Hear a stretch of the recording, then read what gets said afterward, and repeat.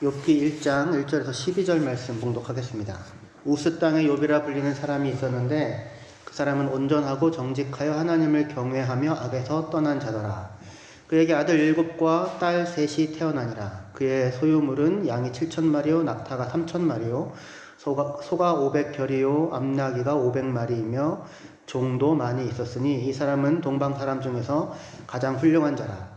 그의 아들들이 자기 생일에 각각 자기의 집에서 잔치를 베풀고 그의 누이 3명도 청하여 함께 먹고 마시더라. 그들이 차례대로 잔치를 끝내면 욥이 그들을 불러다가 성결하게 하되 아침에 일어나서 그들의 명수대로 번제를 드렸으니 이는 욥이 말하기를 혹시 내 아들들이 죄를 범하여 마음으로 하나님을 욕되게 하였을까 함이라. 욥의 행위가 항상 이러하였더라. 하루는 하나님의 아들들이 와서 여호와 앞에 섰고 사탄도 그들 가운데에 온지라. 여호와께서 사탄에게 이르시되 내가 어디서 왔느냐. 사탄이 여호와께 대답하여 이르되 땅을 두루 돌아 여기저기 다녀왔나이다. 여호와께서 사탄에게 이르시되 내가 내 종 욥을 주의하여 보았느냐. 그와 같이 온전하고 정직하여 하나님을 경외하며 악에서 떠난 자는 세상에 없느니라.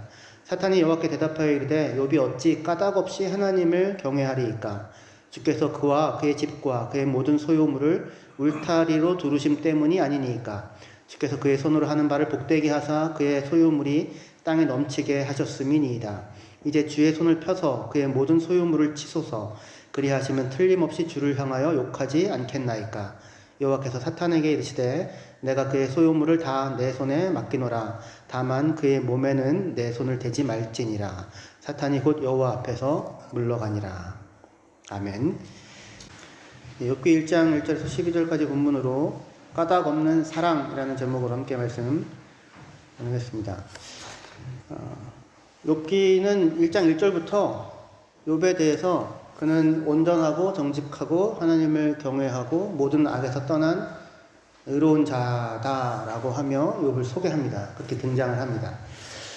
그뿐 아니라 욥은 10명의 자녀를 두었어요. 아들 7명, 딸 3명. 그리고 동방에서 가장 큰 부자였습니다. 그래서 당시 사람들이 보기에 가장 크고 존귀한 자로 살아가고 있었습니다. 한마디로 욥은 모든 면에서 부족할 것이 조금도 없는, 아니 모든 면에서 누구보다 뛰어난 사람으로서 부와 명예뿐 아니라 인격과 신앙에 있어서도 흠잡을 곳이 없는 사람으로 소개가 됩니다. 대개 사람이라면 한두 부분쯤은 좀 부족한 게 있는 법입니다. 부자였지만 자식이 없었다든지, 성경에 나오는 어느 인물들도 모두가 다 완벽하다기보다는 어느 부분에는 결핍이 다 있는데 욥은 모든 면에서 완벽한 사람인 것처럼 그렇게 보이고 소개가 됩니다.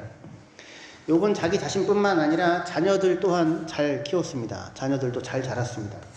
그래서 욥의 아들들이 생일에 잔치할 때 자기 형제들을 다 부르고 누이들도 다 불러가지고는 다 초대하여 함께 잔치할 만큼 서로가 사이가 좋고 서로를 챙기는 그런 자녀들이었습니다. 그리고 자녀들도 욥은 잘 경건하게 모범을 보이며 양육을 하죠. 그래서 자기 아들들이 잔치한 다음에 그들을 정결케 하고, 사람들을 보내어 정결케 하고, 또 잔치 중에서 혹시 자기 자녀들이 마음으로라도 범죄하지 않을까 염려하여서 하나님께 아침 일찍이 일어나서 제사를 드릴 만큼 경건한 모습을 욥은 나타냈습니다. 사실은 이미 욥은 뭐 어떻게 할 수 없을 만큼의 훌륭한 모습을 보이는 것 같은데, 근데 하나님은 무슨 생각이신지 욥의 경건을 두고는 사탄과 일종의 내기를 하는 것을 마다하지 않으십니다. 그래서 어느 날 하나님의 아들들, 다시 말해서 천사들과 함께 있을 때 사탄이 그들 가운데로 와요. 그래서 하나님이 사탄에게 묻습니다. 네가 어디서 왔느냐? 이 말은 어디서 왔는지 하나님이 몰라서 묻는 게 아니고요. 뭐 하다 왔느냐? 이런 의미일 수 있어요. 무엇을 하며 돌아다니다가 왔느냐? 그러자 사탄이 온 땅을 이리저리 두루 돌아다녔습니다. 그렇게 대답을 합니다. 사탄이라는 말은 본래 대적하는 자라는 의미예요. 대적하는 자, 고소하고 고발하고 공격하고 헐어버리는 누군가를, 그런 존재를 뜻하는 말이거든요. 근데 이 사탄에 대해서 성경이 표현하는 특징적인 표현이 하나가 있다면 그것은 두루 돌아다닌다는 겁니다. 두루 돌아다닌다. 그래서 베드로전서 5장 8절에 보시면 너희 대적 마귀가 오는 사자같이 두루 다니며 삼킬 자를 찾나니 그렇게 얘기를 해요. 그러니까 사탄은 누군가를 삼키기 위해서 두루 돌아다니고요. 또 사탄과 같이 누군가를 허물려고 하는 사람 또한 두루 다니며 험담을 하고 다닌다고 잠언에서 그렇게 이야기를 합니다. 욥기에서도 사탄은 온 땅을 두루 돌아다닙니다. 사탄이 이렇게 두루 돌아다니는 이유는 누군가를 이롭게 하기 위해서, 복되게 하기 위함일 리는 없겠죠. 그죠? 왜 두루 돌아다니냐면 사실은 어디 한 군데에서도 만족할 만한 곳이 없는 거예요. 모든 게 불만인 겁니다. 그래서 만족을 찾지 못하고 불평을 하고 마음에 드는 것이 하나도 없어서 이곳에서 저곳으로 저곳에서 이곳으로 옮겨 다녔다는 말이라고 할 수 있어요. 박영선 목사님 그렇게 해석하는데 저도 동의합니다. 그런 사탄에게 하나님은 마음에 드는 것이 하나도 없어서 불평하며 이곳에서 저곳으로 저곳에서 이곳으로 돌아다니는 사탄에게 하나님이 묻습니다. 너 혹시 욥을 주목하여 보았느냐? 이렇게요. 다시 얘기해서 욥은 너랑 다르다라는 거예요.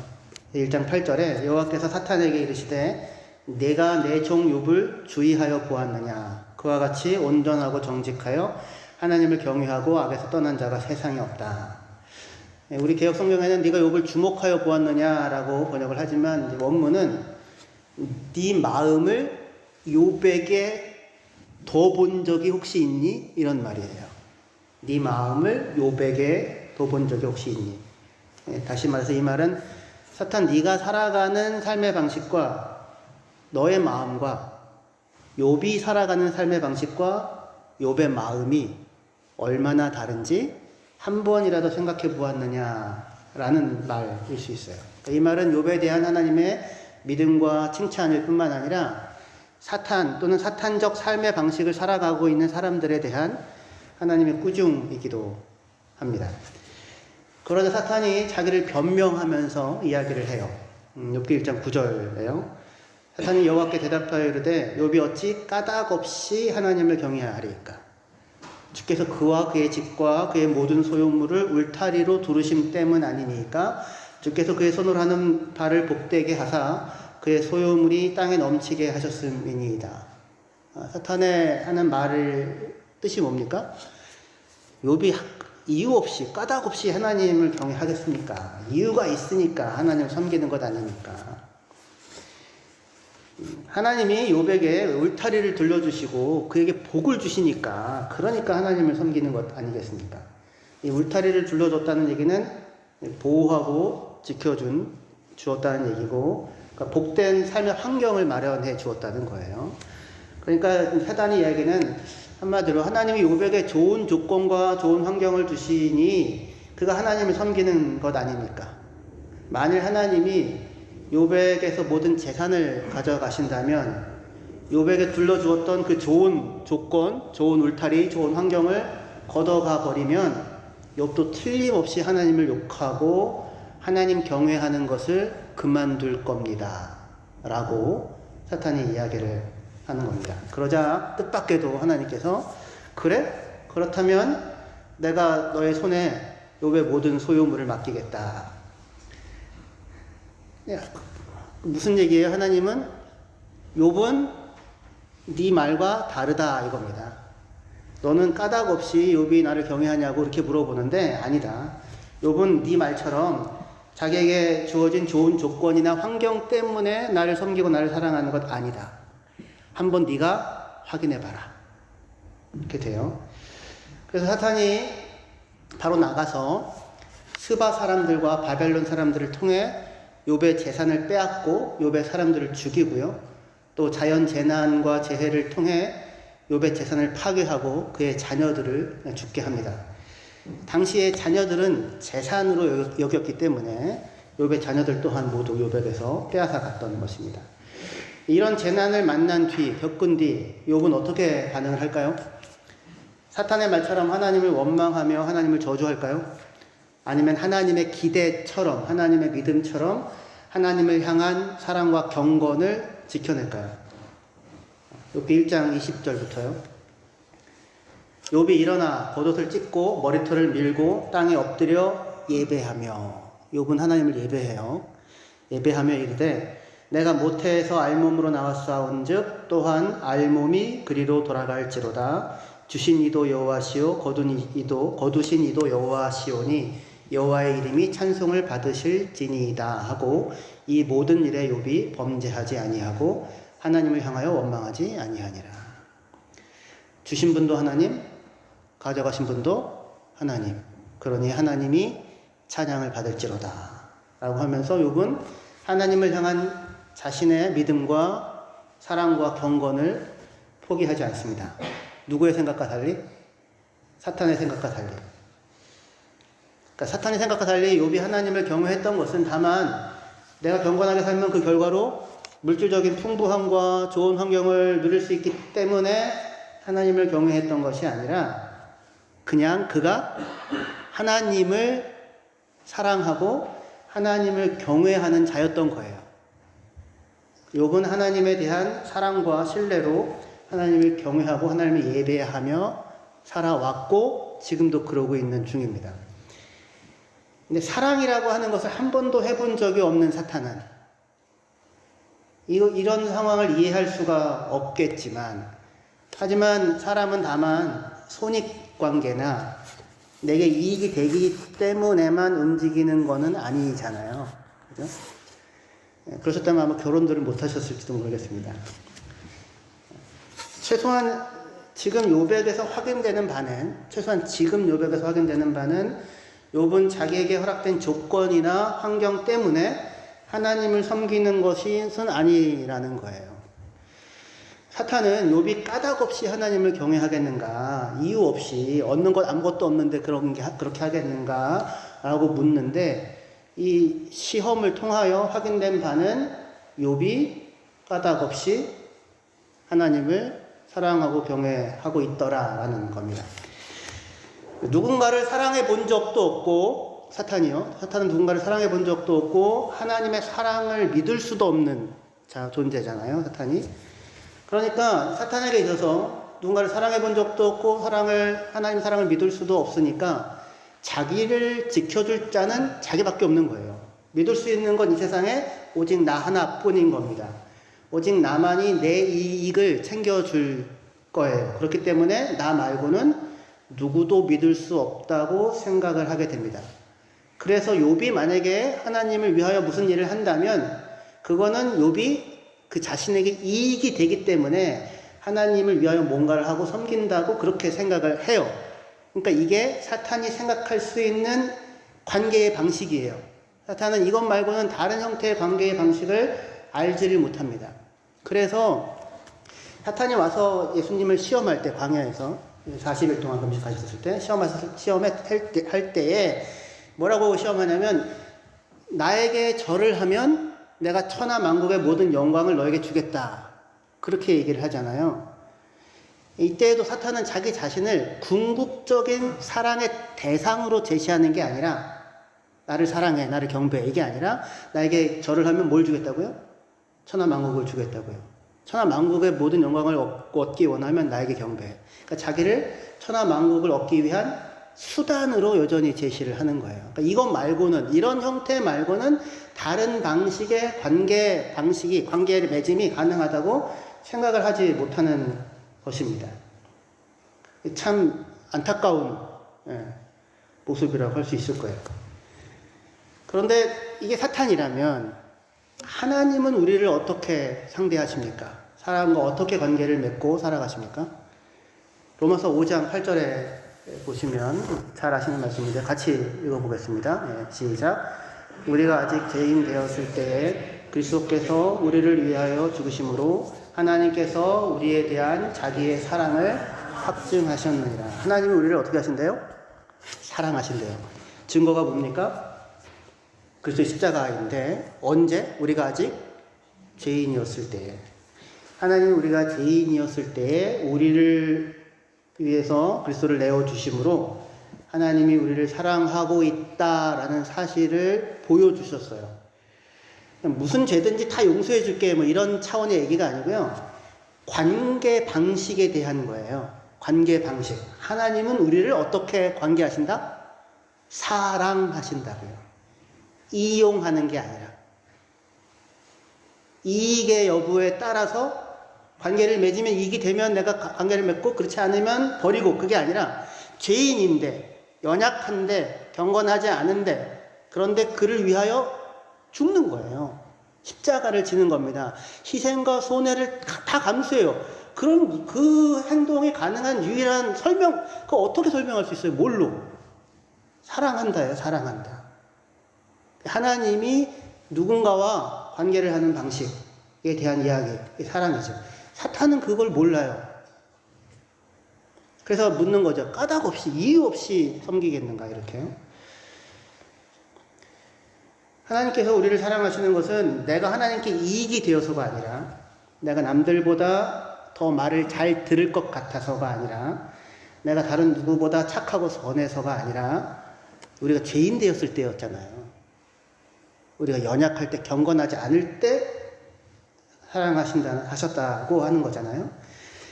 그러니까 하나님이 우리를 위하여 무슨 일을 하시는 것은, 하나님이 나를 사랑하시기 때문에 그가 나를 포기하지 않는 것이고, 하나님이 나를 사랑하시기 때문에 그가 나를 위하여 십자가를 지신 것이고, 하나님이 나를 사랑하시기 때문에 내가 아직 하나님을 알지도 못할 그때에 먼저 나를 찾아오셔서 나를 위하여 모든 선한 일을 이루신 것입니다. 그 이야기가 복음이 우리에게 선포하는 복음의 이야기이죠. 까닭 없는 사랑이고, 까닭 없는 긍휼이고, 까닭 없는 희생과 섬김입니다. 여기 까닭 없다고 하는 말이 히브리어로는 신남이라고 해요. 근데 이제 이 말을 헬라어로 바꾸면 도레안이라고 하는데, 이 신약 성경에서는 무슨 말로 쓰이냐면, 하나님께서 우리를 값없이 사랑하셨다라고 할 때 쓰는 말이에요. 값없이. 우리를 사랑하시는데 값을 내셨어요? 얼마 주고 하나님 사랑 받으셨습니까? 얼마면 사랑을 얻으실 수 있겠어요? 값없이, 까닭 없이. 이유가 누구에게 있어요? 하나님께. 값이 없는 게 아니죠. 오히려 자기가 사랑하시기 때문에 값을 치르시죠.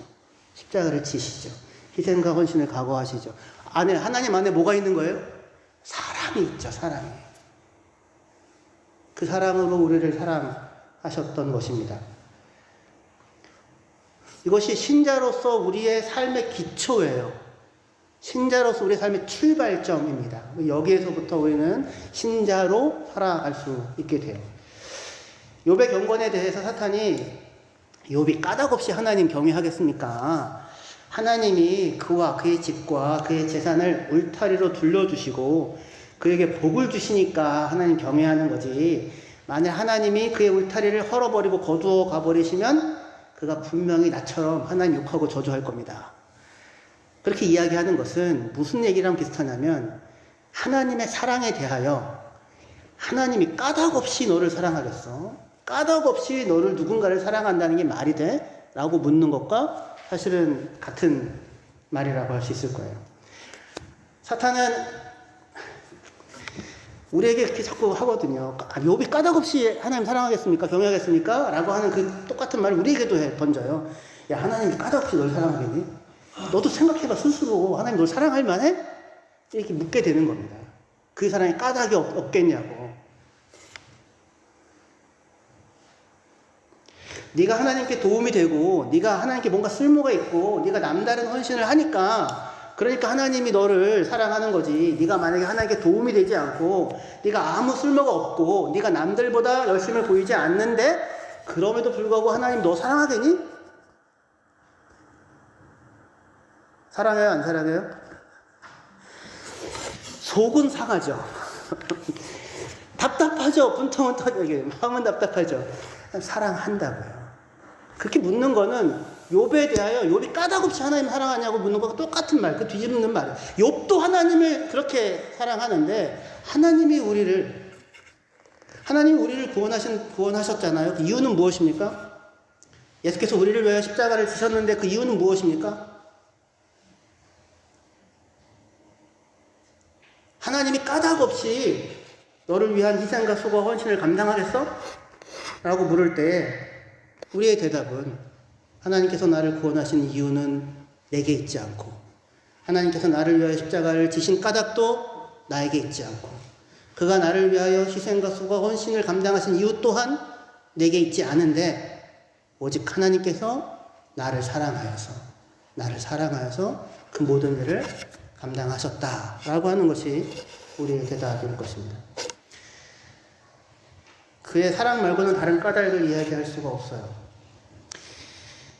이제 남녀 간에 이런 거 하잖아요. 이제 주로 여자분이 묻게 되죠. 자기 나 사랑해? 사랑해. 왜 사랑해? 그냥 사랑해. 그래도 이유가 있을 거 아니야. 예뻐서? 예뻐서.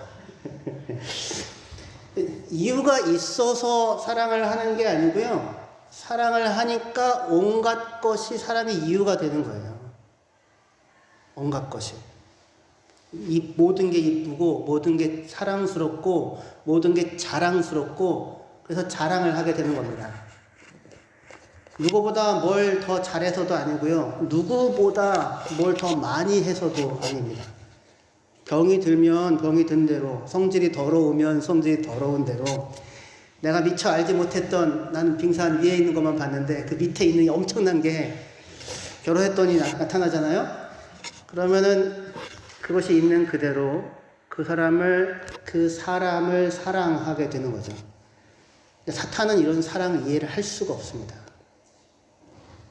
세상에 그런 게 어딨어. 욥이 까닭 없이 하나님을 사랑하겠느냐, 까닭 없이 하나님을 섬기겠느냐, 하나님이 좋은 울타리로 욥을 둘러주셨으니까 그런 것 아니냐. 하지만 시험의 결과는 욥이 자신의 조건과 환경과 상관없이 하나님을 사랑하더라. 사랑은 그런 거더라. 하나님이 우리를 그렇게 사랑하더라. 라고 하는 것이었습니다. 하나님 자신이 아닌 다른 무언가를 얻기 위하여 하나님을 경배한다면 그거는 예배가 아니라 우상숭배인 겁니다. 하나님 자신이 아닌 다른 무언가를 얻기 위하여 하나님을 경배한다면 그거는 사실은 우상숭배이고 예배하는 대상에 대한 모욕일 거예요. 근데 사탄은 자기를 그렇게 제시하잖아요. 천하만국 영광 줄 테니까 나에게 절해. 이렇게요. 하지만 경건이란 뭡니까? 도대체. 경건은 하나님을 기뻐하는 것입니다. 하나님을 기뻐하고 하나님을 기쁘게 하고 싶고 하나님과 보내는 시간과 그와의 관계가 너무나도 소중하고 행복하고 그가 나를 사랑하고 그가 나를 알아준다고 하는 것이 너무나도 감사하고 감격스러운 자의 하나님을 향한 태도, 그걸 경건이라고 얘기할 수 있을 거예요. 이러한 경건이, 이러한 이유 까닭 없는 경건과 사랑이 저와 여러분들에게 가득하기를 주의 이름으로 축원합니다. 이런 경건과 사랑을 갖고 있는 사람에게 그림자처럼 붙어 있는 게 있어요. 그게 뭐냐면 이 사랑은 사실은 그 뒤에 두려움이나 불안이라고 하는 거를 그림자처럼 가질 수 있어요.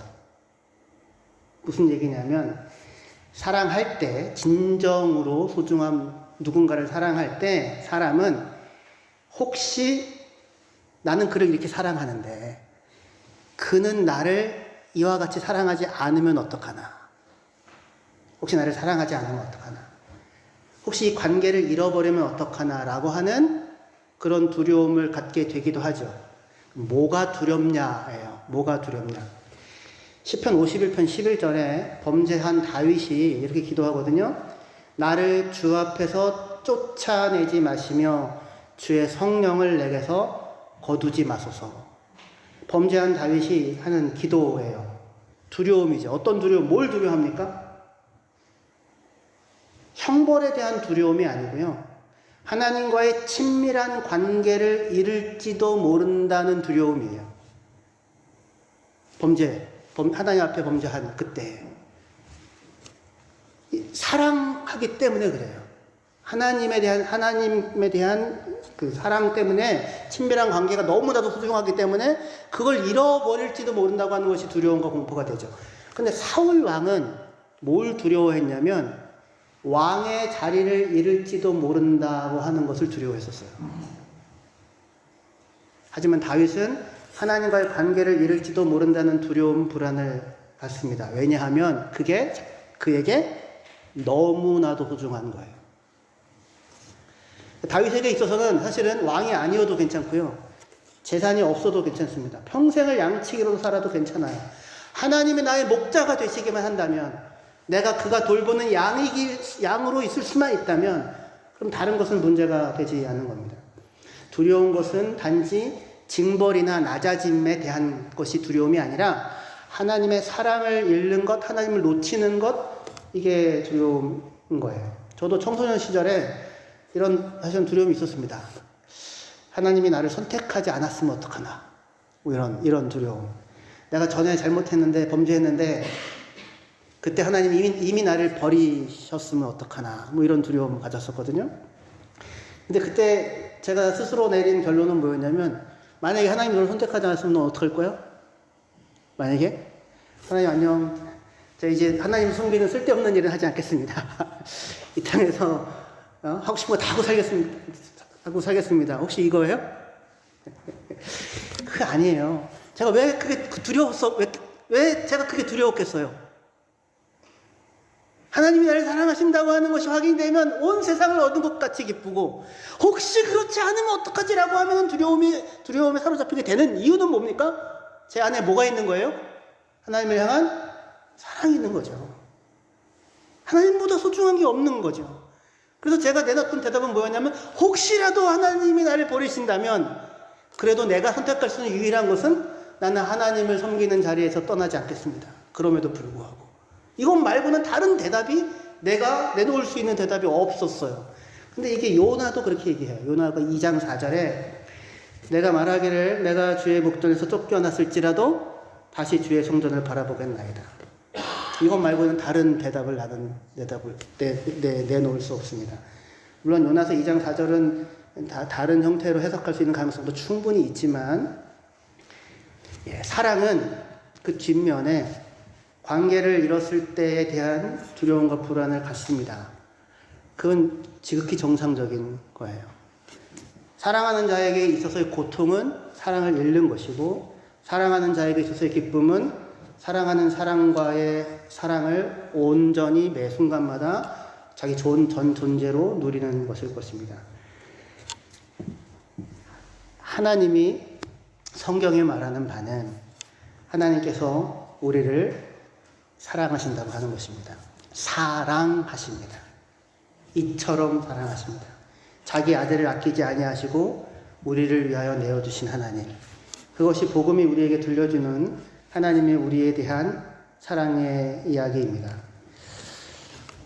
이 사실을 믿고, 이 까닭 없는 사랑, 값없이 우리에게 허락하시는 그 사랑, 이 사랑을 믿고 하나님이 사랑이라고 하는 형태의 관계 방식으로 우리를 찾아오시는 분이시라고 하는 것을 믿으시기를 바랍니다. 사탄이 아니에요, 하나님은. 여러분들 이용해 먹으려고 하시는 존재가 아닙니다. 천하보다 귀하게 여겨요. 여러분들 관계를 놓치는 것만큼 두려운 게 없는 거예요. 자기 아들을 아끼지 아니하시고 우리를 붙잡으시는 것이라고요.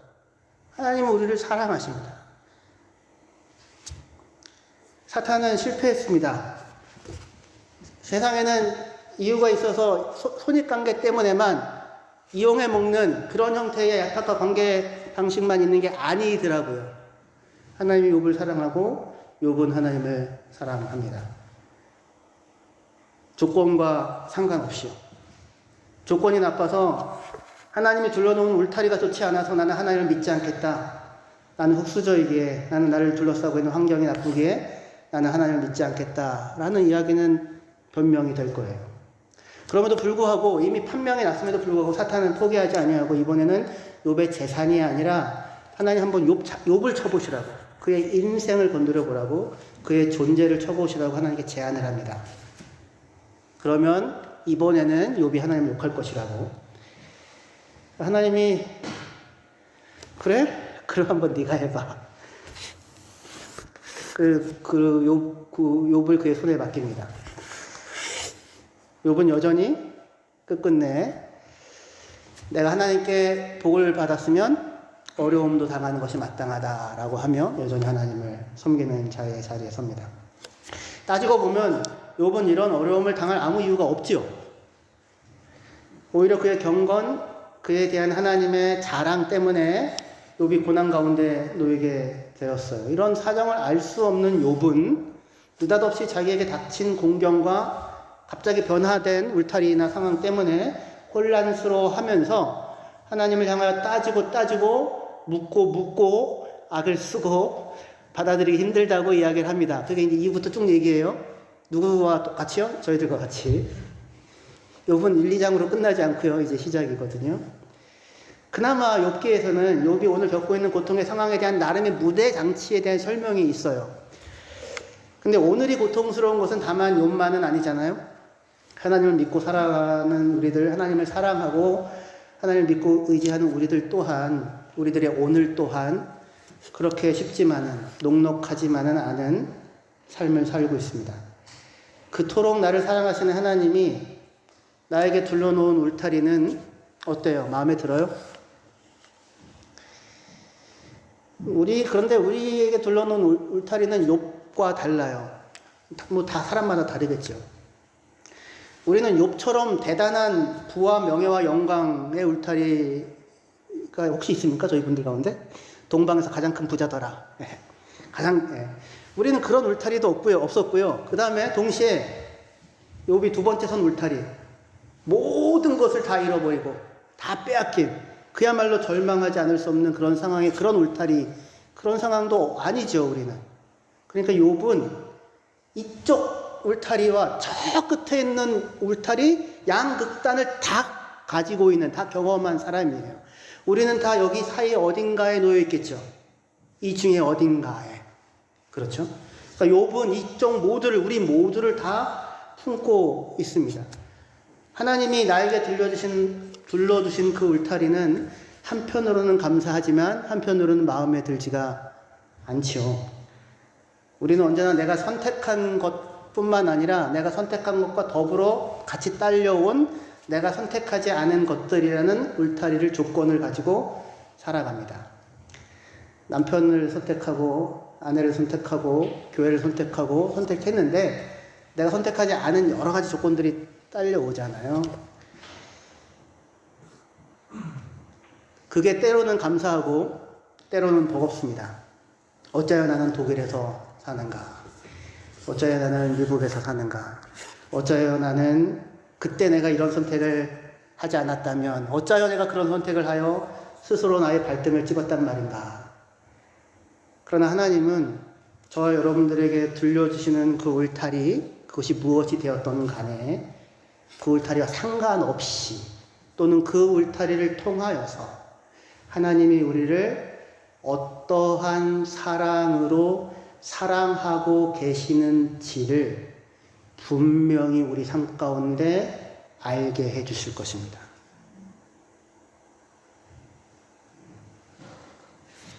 그 이야기가, 하나님의 사랑 이야기가 호흡이 너무 길고 반전이 너무 멀어 보여도 그는 나를 사랑하시고 나를 결코 놓으실 생각이 없으십니다. 까닭없는 고난 가운데 까닭없는 사랑과 경건을 빚으시는 이분 하나님을 신뢰하시고 사랑을 알지 못하는 사탄과는 다른 자리에서 예배를 아는 사람으로 살아갈 수 있기를, 그런 저와 여러분들이 되시기를 주의 이름으로 축원합니다.